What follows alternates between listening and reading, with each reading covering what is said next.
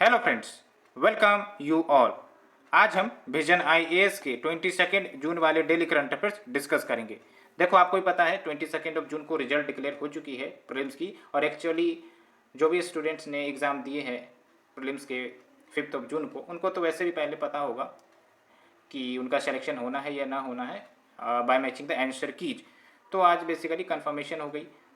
लेकिन हाँ, अब क्या करना है वो आपको डिसाइड करना पड़ेगा, बिकॉज जो बात गई वो बीत गई। ठीक है, तो उस हिसाब से जैसा भी स्कोर आया होगा उसको पीछे रख कर आगे बढ़ने की ज़रूरत होगी। और ख़ासकर अभी जो है मेंस में पूरे लगने की ज़रूरत है। मेंस की जब हम बात करते हैं तो उसमें जो हमारे स्कोरिंग सब्जेक्ट है, खासकर ऑप्शनल को ले लो, है ना, एथिक्स को ले लो, एंड जो ऐसे टॉपिक है, ये सब कुछ ऐसे टॉपिक है जो अभी से ही प्रिपेयर अगर कर लिए जाते हैं तो बाद में इसकी टेंशन नहीं रहेगी, और कहीं ना कहीं ये काफ़ी ज़्यादा मार्क्स फेचिंग चीज़ें हैं। आप समझ सकते हो, ऑप्शनल 500 नंबर की होती है, 500 मार्क्स, एंड जो एथिक्स के पेपर है 250 मार्क्स, एंड योर ऐसे पेपर इज 250 मार्क्स। तो आप समझ सकते हो ये आपके जो 3 पेपर है कुल मिलाकर आपको 1000 मार्क्स का स्कोर एट मैक्स प्रोवाइड करवाते हैं। ठीक है, तो इसलिए इसका अगर पकड़ काफ़ी ज़्यादा स्ट्रॉन्ग रहता है तो ये हमें अदर सब्जेक्ट्स में बैलेंस प्रोवाइड करने का काम करते हैं। इसलिए focus more on optional, focus more on answer writing, specially the optional and the ethics paper, because ethics में थोड़ा सा एक प्रकार से कहा जाता है कि जो थिंकिंग है वो थोड़ा सा डेवलप करने की ज़रूरत होती है, सो दैट हम क्वेश्चंस के जो एस्पिरेशन है उसको फुलफिल कर सके।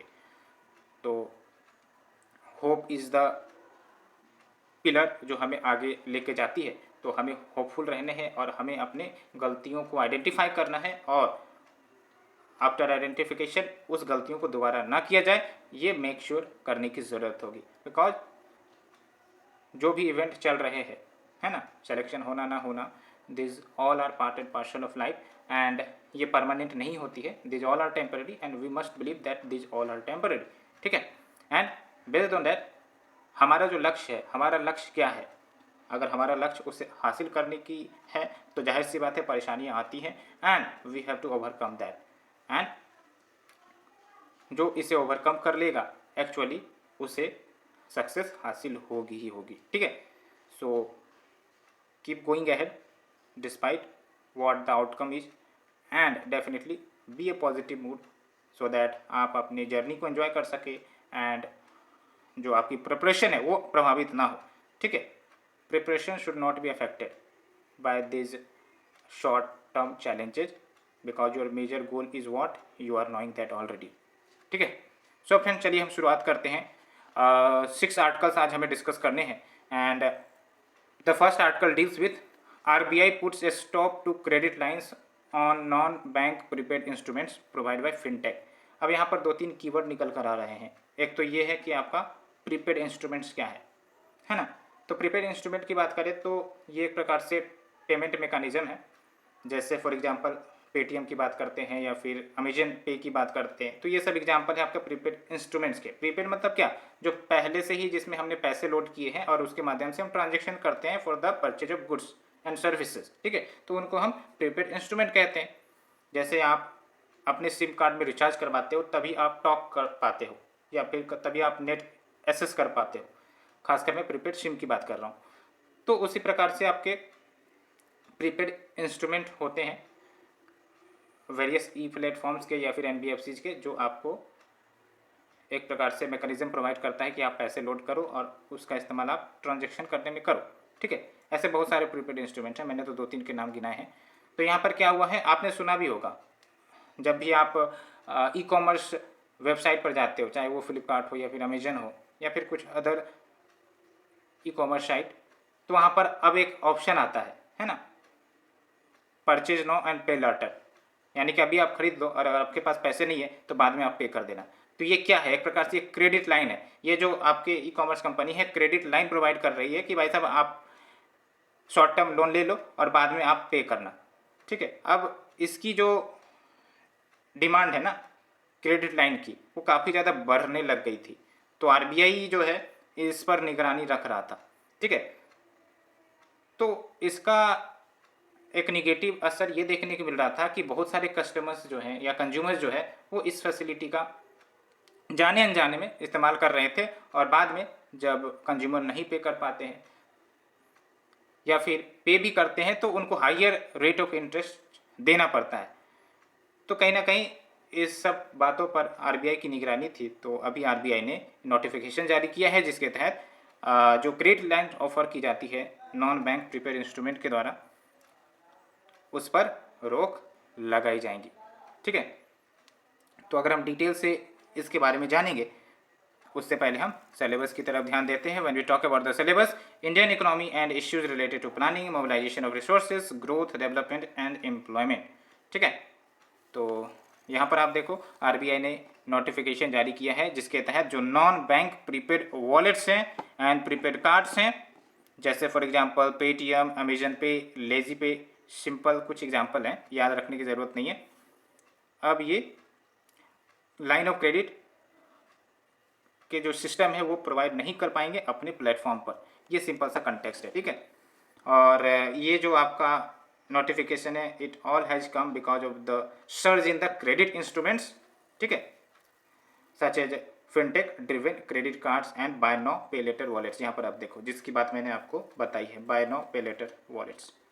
ठीक है, तो आरबीआई ने क्लैरिफाई किया है कि ये जो डायरेक्शन आरबीआई ने इश्यू किए हैं on the prepaid payment instruments, it does not permit कि जो प्रीपेड पेमेंट इंस्ट्रूमेंट्स हैं वो आप पैसे लोड कर पाएंगे लाइन ऑफ क्रेडिट के माध्यम से। ठीक है, तो अगर हम बात करें प्रीपेड पेमेंट इंस्ट्रूमेंट की, तो इसका डिस्कशन मैंने ऑलरेडी कर लिया है। दीज आर पेमेंट इंस्ट्रूमेंट्स जो फैसिलिटेट करता है, जिसके माध्यम से गुड्स या सर्विसेज हम परचेज करते हैं, ट्रांसफ़र ऑफ फंड भी कर सकते हैं, फाइनेंशियल सर्विसेज सब भी एसेस कर सकते हैं, जैसे कुछ चीज़ों में इन्वेस्ट करना हो, है ना, एंड रेमिटेंसेस भेजे जा सकते हैं, रिसीव किए जा सकते हैं against the value stored with in और ऑन द इंस्ट्रूमेंट। जाहिर सी बात है, जितना वैल्यू मैंने डाली है, जितना अमाउंट मैंने डाली है, उसी अमाउंट का तो ट्रांजेक्शन सब होगा। ठीक है, और ये ध्यान रखनी है बैंक्स के साथ साथ एनबीएफसीज भी इशू करती है प्रीपेड पेमेंट इंस्ट्रूमेंट। ये सब जो आप देखते हो पेटीएम सब, ये क्या है, बेसिकली एनबीएफसी ही है ना। तो बैंक्स के साथ साथ एनबीएफसी भी इशू करती है प्रीपेड पेमेंट इंस्ट्रूमेंट को। एंड क्रेडिट लाइन क्या है, क्रेडिट लाइन कहो या फिर लाइन ऑफ क्रेडिट कहो, एक प्रकार से जो भी इंडिविजुअल है या फिर बिजनेसेस है उनको एक प्रकार से बोरोइंग लिमिट प्रोवाइड करता है कि भाई साहब एट मैक्स आप जो है सर्टेन लिमिट तक बोरो कर सकते हो शॉर्ट टर्म लोन के लिए, और बाद में आपको चुकाना पड़ेगा। ठीक है, जब भी आपको ज़रूरत पड़ेगी। तो ये सब जो आपका क्रेडिट लाइन का सिस्टम है ना, वो प्रीपेड इंस्ट्रूमेंट में इंटीग्रेट किए जाने लग रहे थे बहुत सारे कंपनीज के द्वारा, जैसे आपने अमेजन की बात करी, फ्लिपकार्ट की बात करी, तो अब इस पर आपका बैन लगने वाला है। ठीक है, और इससे पहले आप देख सकते हो अंडर विजन 2025 आरबीआई ने अनाउंस किया था कि वो big tech as well as fintech as well as buy now pay later जो सिस्टम है उन सबको रेगुलेट करेगा, एंड साथ ही साथ सेंट्रल बैंक डिजिटल करेंसी भी इंट्रोड्यूस करेगा। ये बेसिकली आरबीआई के तरफ से इशू की गई या की जाने वाली सेंट्रल बैंक डिजिटल करेंसी होगी। आप हमें बताओ, हमने डिस्कस किया था सीबीडीसी के बारे में, इसके 4-5 फीचर्स आप हमें बता सकते हो कमेंट सेक्शन में, और ये काफ़ी ज़्यादा इंपॉर्टेंट भी हो जाता है फॉर द प्रीलिम्स पर्पस।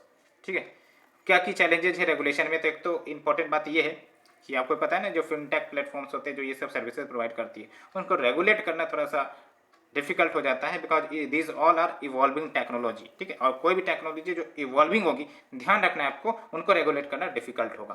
साथ ही साथ monitoring activity will be outside the regular sector. Regular sector कौन हो गया, बैंक सब हो गया, तो उनको रेगुलेट करना आसान होता है। लेकिन ये सब जो आपके फिनटेक सब आ रहे हैं, ये कहीं ना कहीं इनको न्यू टाइप से मॉनिटर करने की ज़रूरत पड़ती है, एंड साथ ही साथ जो न्यू रिस्क आने वाले हैं from these type of technology, उसको भी आइडेंटिफाई करने की ज़रूरत होगी। जो नई टेक्निक होगी उसके साथ नई चैलेंजेस भी आती है। अब वो चैलेंजेस को प्रिडिक्ट करना मुश्किल होता है, लेकिन अगर प्रिडिक्ट हो पाती है तो जो फ्यूचर में डिस्टर्बेंसेस क्रिएट हो सकती हैं तो उस डिस्टर्बेंसेस से बचा जा सकता है। ठीक है, तो ये की चैलेंजेस हमने देखा। फिनटेक बेसिकली क्या है, फिनटेक मैंने 4 बार आपको बताए होंगे, पहले भी बताए थे। फिनटेक बेसिकली ये आपका फाइनेंशियल सर्विसेज जो भी हम देखते हैं, financial services like payment transfer सब की बात करें, तो ये टेक्नोलॉजिकल इनोवेशन प्रोवाइड करता है फाइनेंशियल सर्विसेज को ईजिली एसेसेबल करवाने में। जैसे हमने यूपीआई की बात करी, तो यूपीआई के माध्यम से कितनी आसानी से आपके पैसे ट्रांसफ़र कर पाते हो, कितनी आसानी से आप जो प्रोडक्ट्स है वो खरीद पाते हो, तो ये सब एक प्रकार से फिनटेक इनोवेशन है। ठीक है, और ये सब आपके इंफॉर्मेशन टेक्नोलॉजी पर आधारित होते हैं, ठीक है। और इंडियन फिनटेक इंडस्ट्री का अभी जो वैल्यू है आप देख सकते हो 50 से 60 बिलियन डॉलर हो चुका है फाइनेंशियल ईयर 2020 में। एंड आने वाले समय में यानी कि बाय 2025 ये जो वैल्यूएशन है लगभग 150 बिलियन डॉलर की हो जाने वाली है। इसीलिए फिनटेक जो कंपनीज है वो पोटेंशियल बेनिफिट रखती हैं आने वाले समय में, जो कहीं ना कहीं हमारे जो फाइनेंशियल सर्विस जो भी हम प्रोवाइड करते हैं उसको मोर टेक्नोलॉजिकल एंड इनोवेटिव बनाएगा। और आरबीआई जो है आपका प्राइमरी रेगुलेटर है फिनटेक का, ये ध्यान रखना है। RBI is the primary regulator of fintech in India. तो हमने फ्रेंड्स फर्स्ट आर्टिकल डिस्कस किया in detail. Let's move to the second article, carbon pricing leadership report 2021-22। तो ये कौन रिलीज किया है? तो रिलीज किया गया है या प्रिपेयर किया गया है, यहाँ पर आप देख सकते हो, by the secretariat of carbon pricing leadership coalition CPLC। और इसके माध्यम से जो भी ग्लोबल डेवलपमेंट हो रहे हैं in the field of carbon pricing and इसके क्या इम्प्लीकेशन है कार्बन मार्केट ग्रोथ पर, उन सबको एनालाइज किया जाएगा। As well as carbon pricing potential के क्या कुछ लिमिटेशंस है उसको भी आइडेंटिफाई किया जाएगा। तो हम इसे डिस्कस करेंगे, what is carbon pricing and इसके अंतर्गत क्या क्या कंपोनेंट आ सकते हैं, क्या कुछ की फाइंडिंग्स है, we will discuss that. But before starting the discussion let's look at the syllabus. When we talk about the syllabus will be covered under article number 2, which deals with the conservation, environmental pollution, degradation, environmental impact assessment। And अगर friends आपने हमारा channel subscribe नहीं किया है तो आप हमारे channel को सब्सक्राइब कर सकते हो। अगर आपको आर्टिकल अच्छी लग रही है तो आप अपने फ्रेंड सर्कल में शेयर भी कर सकते हो। तो जब हम बात करते हैं कार्बन प्राइसिंग की, तो कार्बन प्राइसिंग का कंसेप्ट इसीलिए लाया गया है कि जो भी कंपनी वो सब जो ग्रीन हाउस गैस इमिट करती हैं तो उन सब ग्रीन हाउस गैसेस इमिशन को कर्ब करना होगा। किस माध्यम से? तो एक प्रकार से फ़ी लगाई जाएंगी, ठीक है, और वो फ़ी पे किया जाएगा इन सब कंपनीज के द्वारा जो भी ग्रीन हाउस गैस इमिट करते हैं, सो दैट वो कम इमिट करे, ठीक है। एक प्रकार से यूँ कह सकते हो कि फाइनेंशियल बर्डन के रूप में एक प्रकार से कंपनी को टैक्स दिया जाएगा कि अगर आप ज़्यादा इमिट करोगे तो आप पर कार्बन प्राइसिंग लगी जाएंगी, सो दैट वो अवेयर हो सके कि हमें कम इमिशन करने हैं। तो ये सिंपल सा लॉजिक है। तो कैसे प्राइस या कार्बन प्राइसिंग लगाई जाती है कार्बन इमिशन पर? तो बेसिकली दो तरीके हमें बताए जाते हैं। एक तो है कार्बन टैक्स लगाकर। कार्बन टैक्स आपको ही पता है, ये गवर्नमेंट इम्पोज करती है जो भी पॉल्यूटर्स हैं उनके ऊपर, कि अगर आप जो भी metric ton of carbon dioxide emit करते हो, जनरेट करते हो, उस मेट्रिक टन पर आपका कार्बन टैक्स लगेगा। और वो डिफरेंट हो सकती है, जो डिफरेंट नेशंस डिसाइड करेंगी उस हिसाब से, ठीक है। और जो इमिशन ट्रेडिंग सिस्टम है दूसरा, इमिशन ट्रेडिंग सिस्टम मतलब क्या हुआ? इसके तहत जो भी कंपनीज है लेट्स से उनके ऊपर एक कैप लिमिट लगाया जाएगा कि भाई साहब आप इससे ज़्यादा कार्बन इमिशन मत करना। अगर आप करोगे तो फिर आपको इसकी भरपाई करनी पड़ेगी। कैसे भरपाई करनी पड़ेगी उसको हम समझेंगे। कार्बन ट्रेडिंग क्या होता है इसको पहले हम जानते हैं। लेट्स से कि दो कंपनी है, एक है आपका ए और एक है आपका बी, ठीक है। अब इन दोनों को लिमिट दी गई है कि भाई साहब आप जो है 10 मेट्रिक टन ही कार्बन इमिशन कर सकते हो, दोनों को 10 मेट्रिक टन ही कार्बन इमिशन कर सकते हो। लेकिन कंपनी ए जो है वो 15 मेट्रिक टन इमिट कर देता है और कंपनी बी जो है वो 5 टन ही इमिट करता है। तो ऐसे में क्या हुआ कि जो कंपनी ए है उसने अपना टारगेट तो ब्रीच कर दिया, कितने से? 5 मेट्रिक टन से।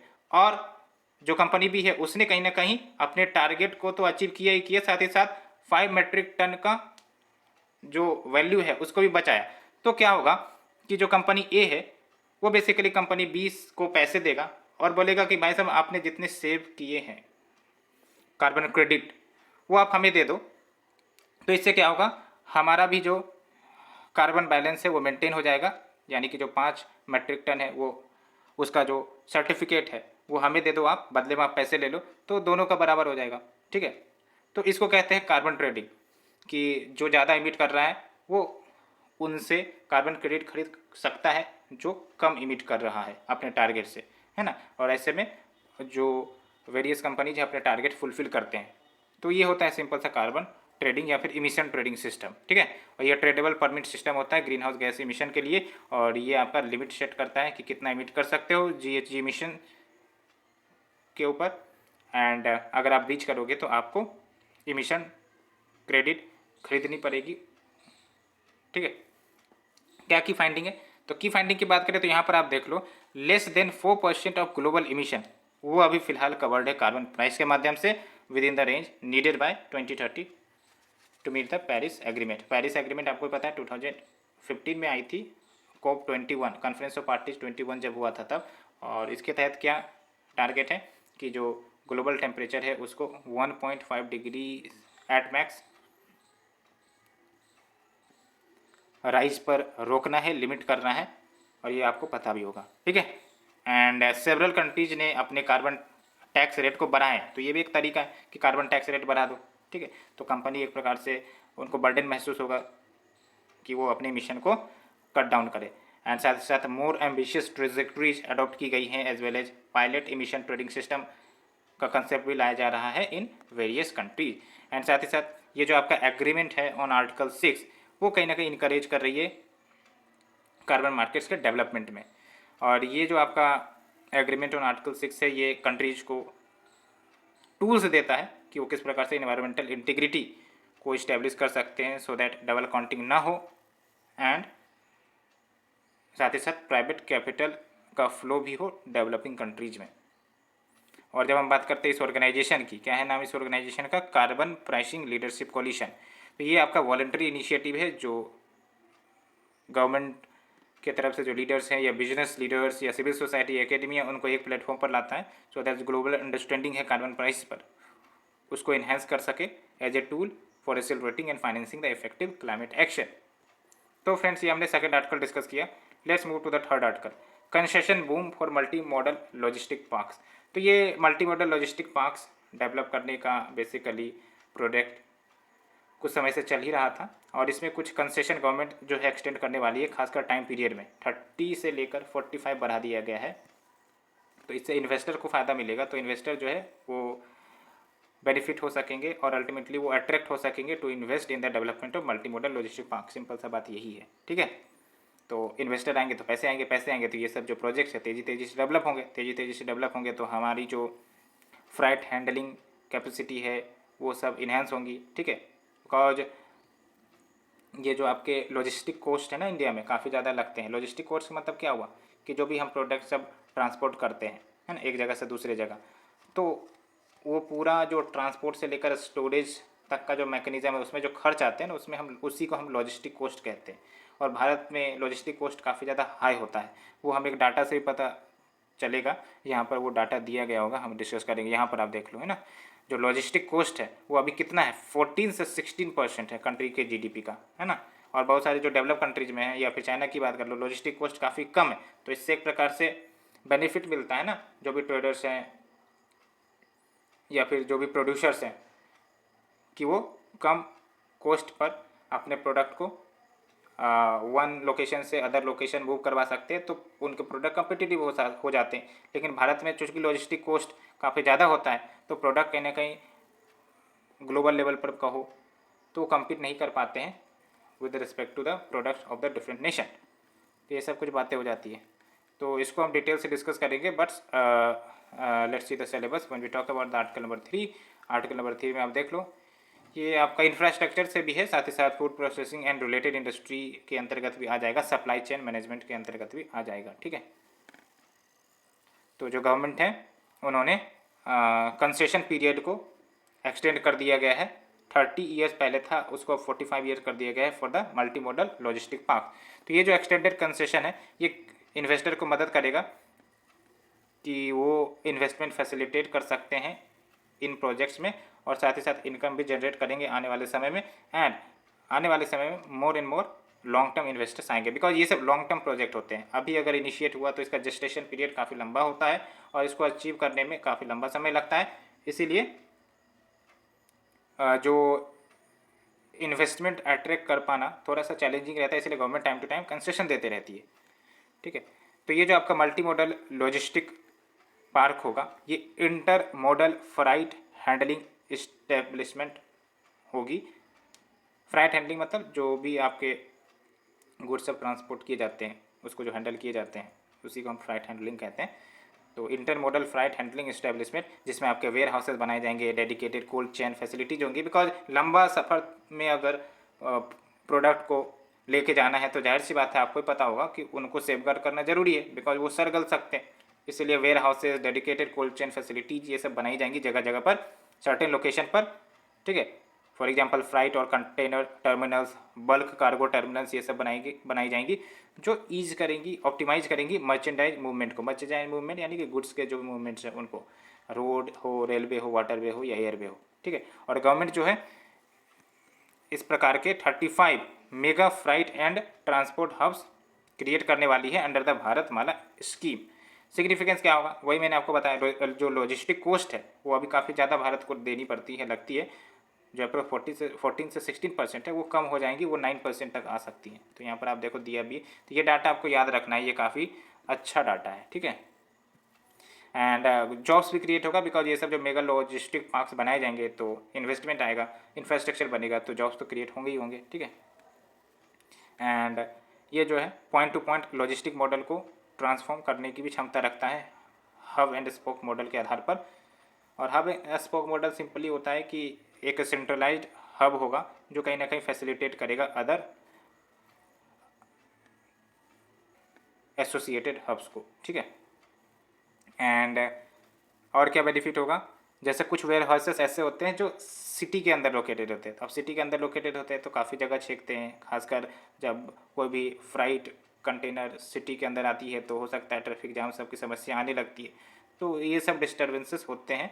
तो इसीलिए जो आपके ये मल्टी मॉडल लॉजिस्टिक पार्क बनेंगे, इसके बाद क्या होगा कि जो भी warehouses inside the city limit situated है वो आपका लॉजिस्टिक पार्क में शिफ्ट हो जाएंगे। It will also enable the reduction in warehousing cost driven by the lower rentals, है ना, कम रेंट लगेंगे in the logistic parks as compare to the warehouses which is situated inside the city limits.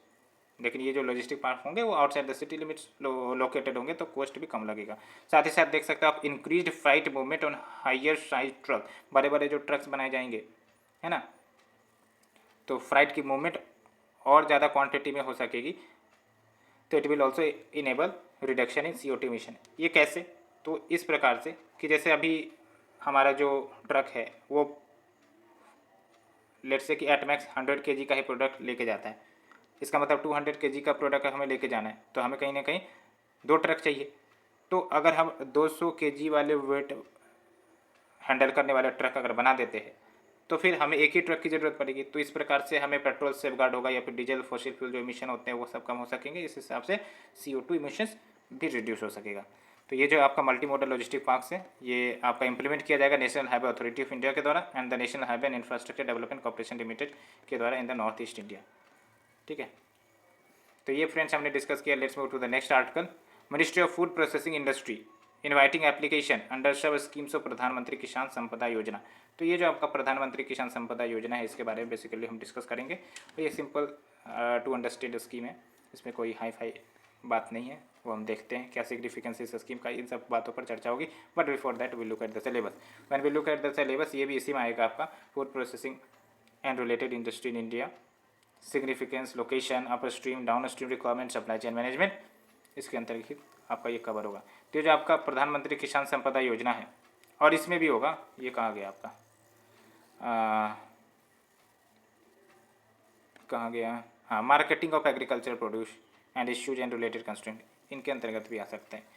तो जो प्रधानमंत्री किसान संपदा योजना है जो कि एक सेंट्रल सेक्टर स्कीम है, सेंट्रल सेक्टर स्कीम यानी कि जो भी इस पर खर्चे किए जाएंगे वो कम्प्लीटली सेंट्रल गवर्नमेंट बोर्न करेगा, ठीक है।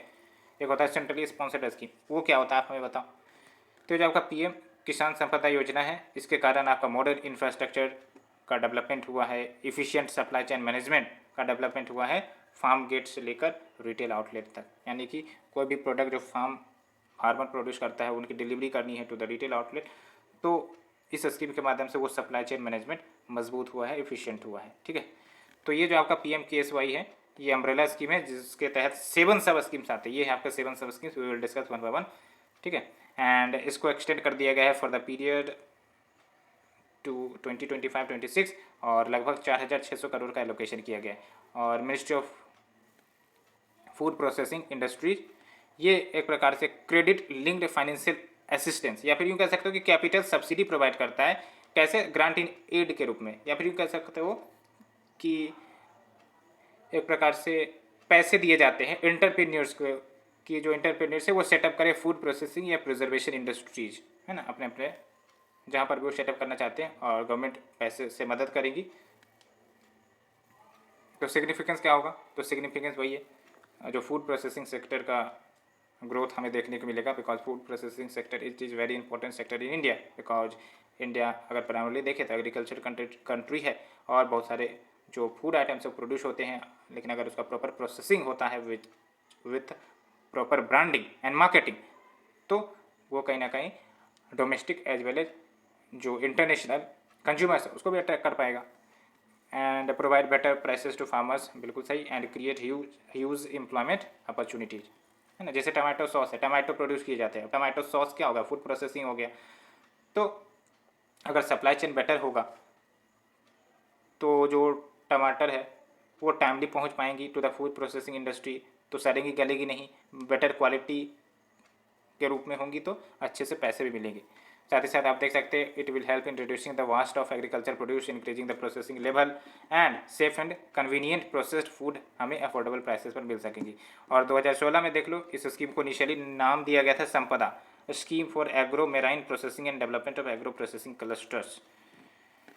तो और क्या स्टेप्स लिए गए हैं इन द फूड सेक्टर, तो यहाँ पर आप देख सकते हो PM formalisation of micro food enterprise scheme, जिसको हम कहते हैं PMFME, और ये मिनिस्ट्री ऑफ फूड प्रोसेसिंग का ही स्कीम है, जिसके तहत financial technical and business support दिया जाता है कि सेटअप किए जाएँ या फिर अपग्रेड किए जाएँ 2 lakh micro food processing enterprises को। तो आप देख रहे हो इस स्कीम का फोकस क्या है, फूड प्रोसेसिंग इंटरप्राइजेज को प्रमोट करना, डेवलप करना, और 100% FDI है फूड प्रोसेसिंग में अंडर द ऑटोमेटिक रूट, ये ध्यान रखना, 100% FDI है ना, यानी कोई भी foreign company food processing sector में 100% इन्वेस्टमेंट के साथ इन्वेस्ट कर सकती है, ठीक है।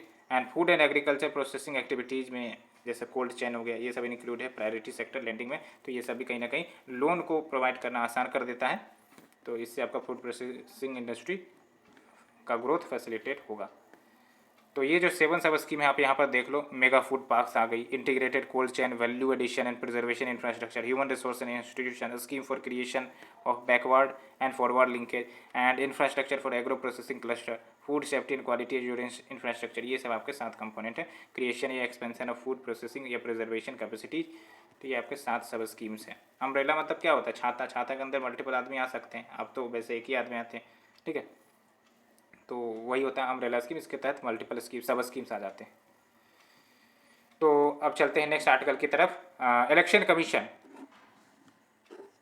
Deletes 111 non existent party from the list of registered political output. आप देखते हो ये सब तो बहुत कॉमन है वैसे तो, कि बहुत सारे ऐसे पॉलिटिकल पार्टीज है जो सिर्फ और सिर्फ पेपर पर रजिस्टर है, एक्चुअली वो रियलिटी में एग्जिस्ट ही नहीं करते, है ना। तो अब आपके दिमाग में आ रहा होगा कि ये सब ऐसा क्यों करते हैं, बिकॉज बहुत सारे बेनिफिट्स मिलते हैं, टैक्स एग्जाम्पशंस मिलता है ना, बहुत सारे अन्य बेनिफिट्स मिलते हैं, दैट्स वाई बहुत सारे जो एसोसिएशन है वो पार्टी के रूप में रजिस्टर कर लेते हैं और फिर वो शांत बैठ जाते हैं, या फिर वो जो पार्टी है वो सिर्फ और सिर्फ पेपर पर होती है ना, लेकिन बेनिफिट्स वो पा रहे होते हैं। तो अभी क्या हुआ, इलेक्शन कमीशन ने 111 नॉन एग्जिस्टेंट पार्टीज को डिलीट किया from the list of registered political outfits. तो ये जो आपके 111 रजिस्टर्ड अनरिकॉग्नाइज पॉलिटिकल पार्टीज है, ये नॉन एग्जिस्टेंट थे और कहीं ना कहीं ये रिप्रेजेंटेशन ऑफ पीपल एक्ट 1951 को वायलेट कर रहे थे। और ये जरूर ध्यान रखना है, ये काफ़ी इंपॉर्टेंट पॉइंट है कि इलेक्शन कमीशन को पावर नहीं दी गई है कि वो किसी भी पॉलिटिकल पार्टी को डी रजिस्टर कर सके, ये बहुत इंपॉर्टेंट स्टेटमेंट है। और इलेक्शन कमीशन बार बार रिक्वेस्ट कर रहा है, या फिर यूँ कह सकते हैं रिफॉर्म का प्रपोजल दे रहा है कि हमें ये पावर दीजिए, है ना, पॉलिटिकल पार्टी को डी रजिस्टर करने का, जबकि इलेक्शन कमीशन एक कॉन्स्टिट्यूशनल बॉडी है, आपको ही पता है, ठीक है।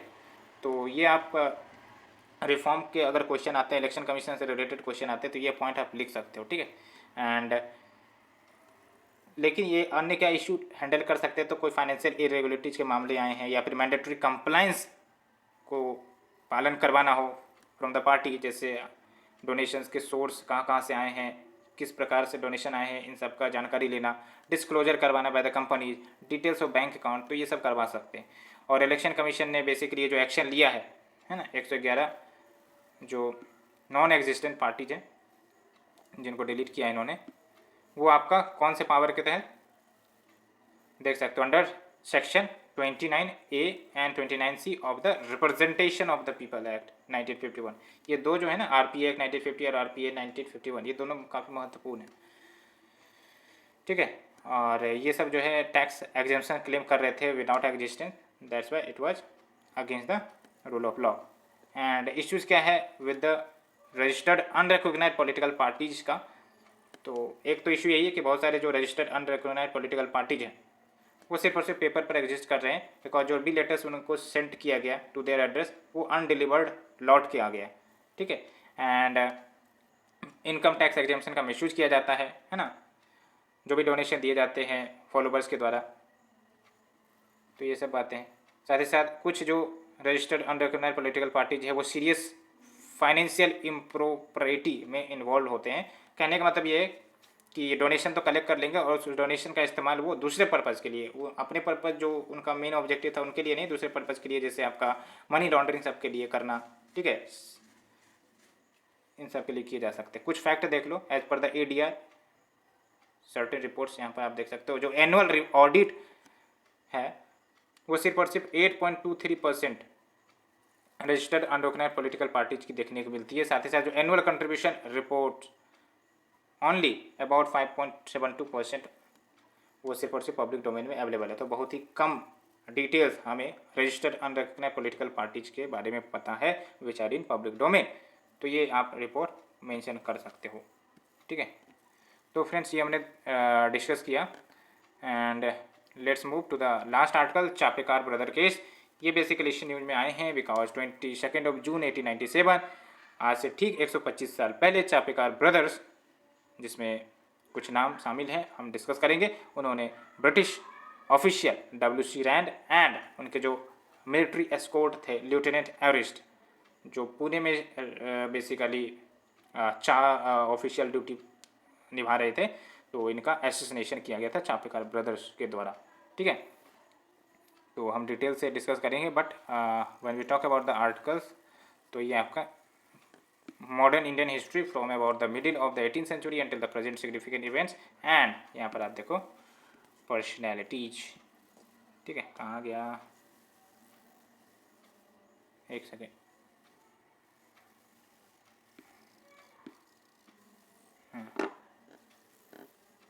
तो पर्सनैलिटीज के अंतर्गत आपका कवर होगा। तो जो चापेकार ब्रदर्स है जिनका नाम होगा Damodar Hari Chapekar, Balkrishna Hari Chapekar and Vasudev Hari Chapekar, that's why known as Chapekar brother. तो इंडियन रिवोल्यूशनरीज थे, है ना, जो इन्वॉल्व थे in assassinating the WC Rand in the late 19th century. And साथ ही साथ महादेव विनायक रानडे, ये भी एक प्रकार से एकम्पलिश के रूप में थे इन द असैसिनेशन, यानी कि प्लानिंग सब में इन्वॉल्व थे, ठीक है। एंड ये पहला केस होगा, ये ध्यान रखना है, this was the first case जहाँ पर हमें मिलिटेंट नेशनलिज्म भारत में देखने को मिला था आफ्टर रिवोल्ट ऑफ 1857।